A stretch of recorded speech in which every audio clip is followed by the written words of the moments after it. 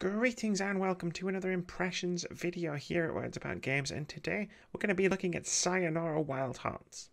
Sayonara Wild Hearts is a trippy rhythm action game where you travel through dreamlike neon worlds riding motorbikes and stags, driving cars, engaging in sword battles and more, all to the hypnotic beat of synthpop.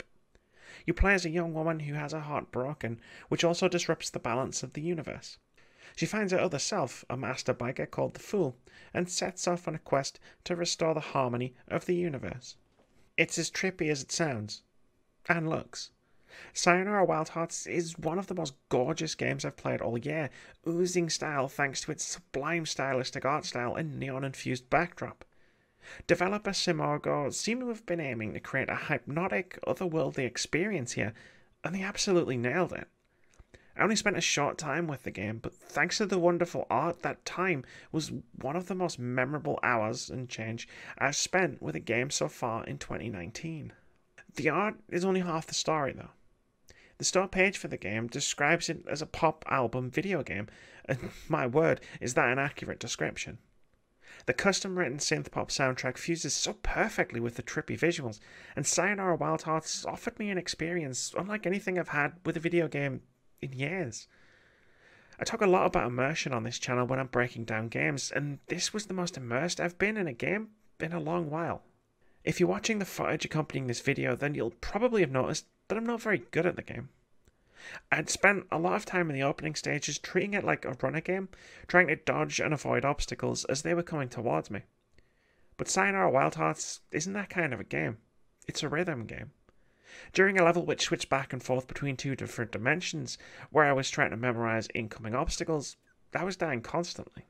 It was while I was playing that level that the whole game clicked, and I realized that I'd kind of been fighting against the game by ignoring what it had been trying to tell me, to let myself go and let the rhythm of the music guide me through the level. Sayonara Wild Hearts, like any good rhythm game, is about anticipating what's coming by listening to the beat of the music. And once I started doing that, it was like the entire game clicked, and I really got what I was supposed to be doing. Not that I was having a bad time before it clicked. Sayonara Wild Hearts is a fantastic game, in no small part thanks to the inventiveness of its levels. The dimension hopping level I mentioned is a highlight, but this is a game that's packed full of really creative levels that each feature their own twists and mechanics.